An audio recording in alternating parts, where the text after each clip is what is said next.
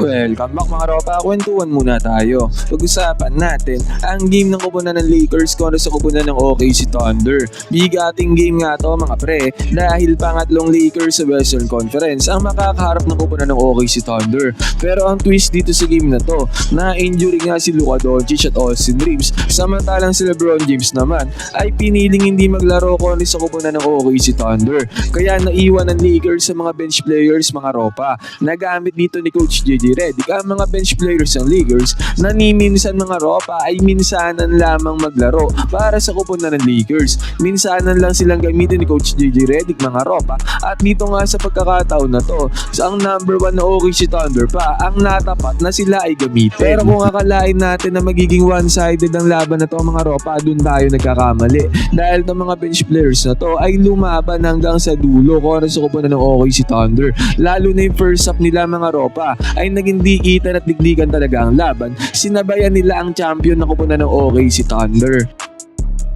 Kahit na mga bench players mga ropa ay solidong-solido pa din talaga ang mga players ng Lakers. Yun nga lang ang problema nga kasi ay hindi sila nagagamit ni Coach JJ Redick. Hindi sila nababalasan na maayos katulad ni Drew Timme. Pati sa Adu Tiro mga pre na grabe ang hustle at effort, grabe ang sipag ay hindi nababalasan sa rotation ni Coach JJ Redick. Pero kami in this game nga mga ropa, standings update muna tayo. Number 4 na ang Lakers. May 50-28 standings sila mga ropa. Samantalang naunahan nga sila ng Denver Nuggets na 51-28 na ang standings. Ang masaklap dito mga ropa ay 49 wins na rin ang kupunan ng Houston Rockets coming into this game. Marahil matapos sa regular season na to mga ropa, pwedeng manatili ang Lakers sa number 4 spot or ano kaya number 5 spot. Vice versa mga ropa, pwedeng Rockets at Timberwolves ang possible na kanilang makaharap sa first round of playoffs. Ngayon mga ropa, dito nga sa video na to, isa-isa na hihimay-himay natin ang performance na ginawa ng mga bench players ng Lakers. Grabing performance din talaga ang kanilang pinakita. Ito ang game analysis at breakdown ng napakalulupit na bench players ng kupunan ng Lakers. Simulan na natin to. Okay, game. Ngayon mga ropa, ang naging first 5 nga dito ng Lakers, wala nga ang tatlong stars ng Lakers mga ropa dito sa game na to. Ang nangyari, Luka Kennard ang starting point guard. Naging shooting guard dito si Jake LaRavia mga ropa, samantala balasa yan vice versa. Pwede magpalitan, Drew Hachimura, Drew Timme, Jake LaRavia sa may forward position. At syempre available naman si DeAndre Ayton, kaya starting center siya dito ng kupunan ng Lakers. Pero pagbubukas ng game mga ropa, kinarnik agad ni SGA at Chet Holmgren ang depensa dito ng kupunan ng Lakers. As expected mga ropa, yan talaga ang gagawin ng OKC Thunder, lalo na hindi pa gaano nagagamit ni Coach JJ Redick ang starting lineup na to, kaya nagkaroon kaagad ng run ang kupunan ng OKC Thunder. Pero ang unang bundas dito ng Lakers mga ropa ay nakuha dito ni Drew Timme. Napakagandang connection niya together with Luka Kennard, ang gandang pasa ni Luke at ang gandang one-handed shot din ang ginawa dito ni Drew Timme. Basket is good. Samantala, namimiesta pa rin talaga si Chet Holmgren sa puntos doon sa may lalim, doon sa may paint. Kaya napatimeout kagad dito si Coach JJ Redick, 8-2 kagad ang score. Pero after ng timeout, napakagandang pick and pop gameplay kagad ang ginawa dito ng Lakers. Luka Kennard na-track dito yung dalawang defenders, sabay kick-out ng bola sa nakapwesto si Drew Timme sa may 3-point area. Pumasok ang tirada sa may open 3-pointer, basket is good.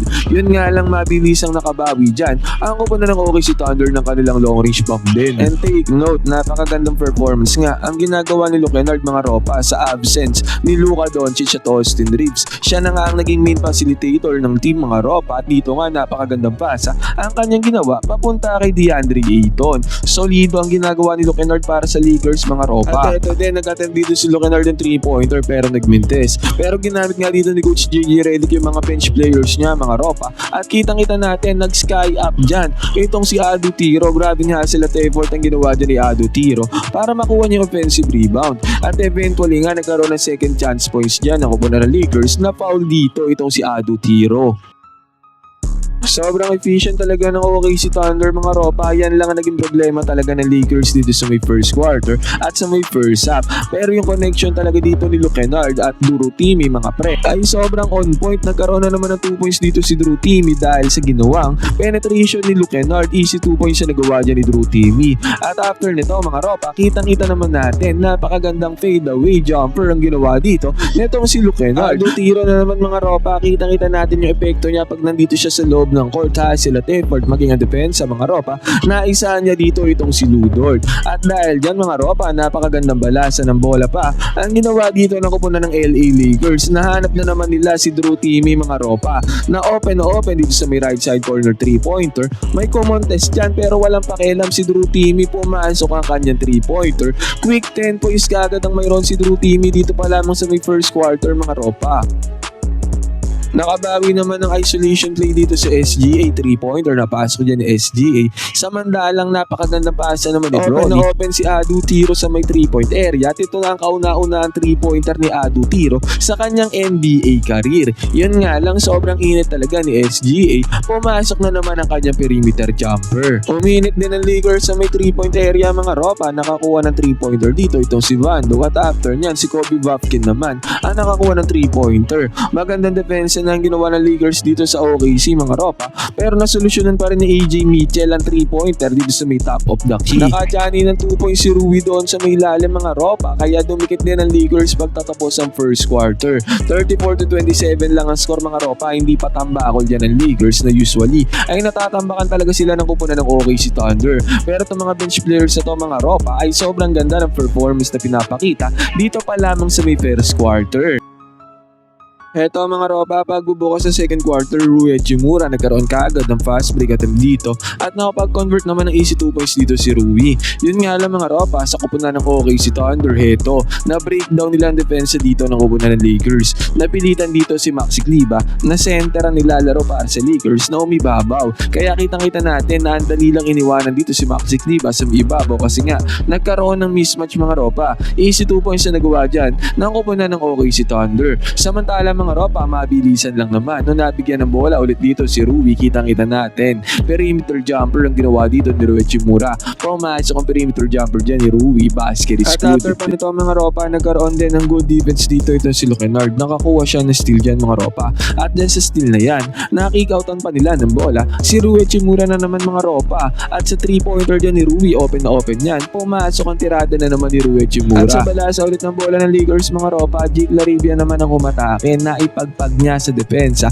ang kupunan ng OKC Thunder. Kaya nagkaroon ng easy 2 points dyan si Jake. At dito sa may transition mga ropa, Kennard ang starting point guard ngayon ng Lakers. Napakagandang slashing ability ang ginawa mga ropa, nakapag-convert na naman ng 2 points dyan ang kupunan ng Lakers courtesy of Kennard. At kaya sa isang iglap mga ropa, naging all 42 ang score. Sinabi ko nga sa inyo dito sa may first half ay talagang nakipagdikdikan, nakipagbakbakan ang mga bench players ng Lakers.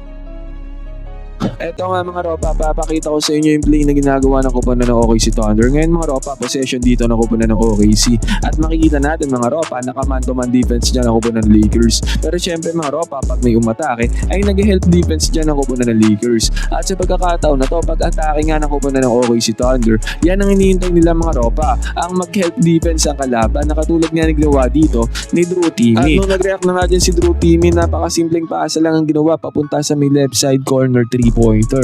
Yan yung binabantayan ni Drew Timme mga ropa. Kaya kitang-kita natin nagkaroon kaagad ng enough space, enough separation dito ang kupunan ng OKC Thunder. Pinukol kaagad yan mga ropa, nakapitalize kaagad ang pagkakataon na yan at nakapag-convert kaagad ng 3-pointer dito ang kupunan ng OKC Thunder. Kumbaga basic play lang mga ropa, drive and kick play ang ginagawa ng kupunan ng OKC Thunder. Ganyan lagi ang kanilang ginagawa. At yung mga open 3-pointers nga ay pinupukol nila.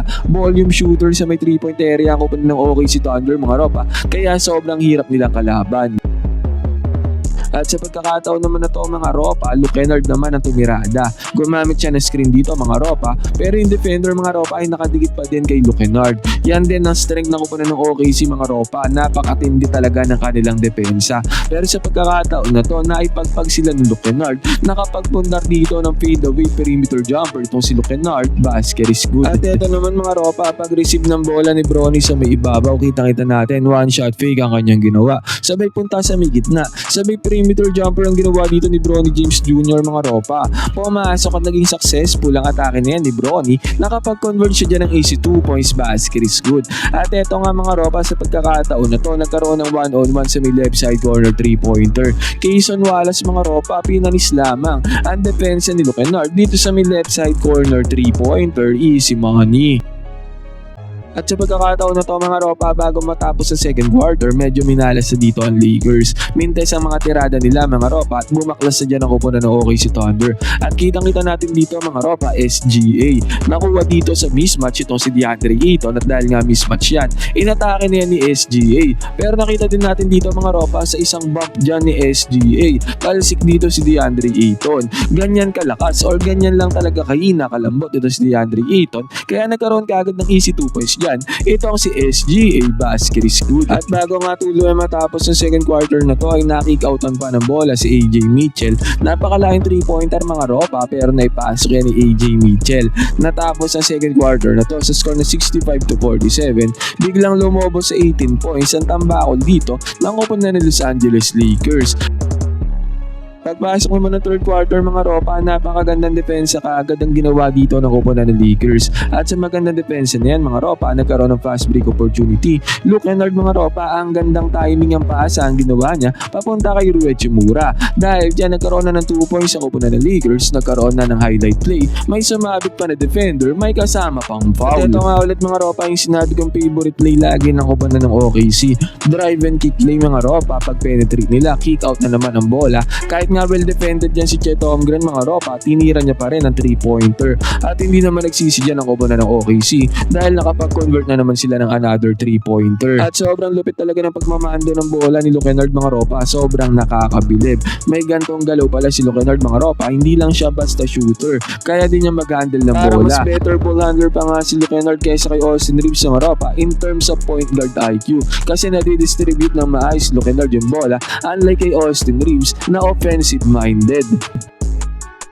At dito nga mga ropa, nagkaroon ng offensive rebound dito si Rui Hachimura. Nakapag-convert naman ng 2 points si Rui doon sa may lalim, may kasama pang foul. Kaya bumaba sa 15 points sa kalamangan dito ng kupunan ng OKC Thunder. Ang lala naman ng pagkakamintes dito ni Bronny mga ropa at eventually nga, hindi na nakahabol dyan ang kupunan ng Lakers. Tinambakan sila ng kupunan ng OKC Thunder. Pero at least mga ropa, nakita natin kung paano maglaro yung mga bench players ng Lakers. May bubuga naman talaga sila mga ropa. Ngayon na naman sasabi nyo sa performance na ginawa dito ng kupunan ng Lakers? Pwede kayo mag-comment dyan sa baba ng opinion mga ropa, magkwentuhan tayo.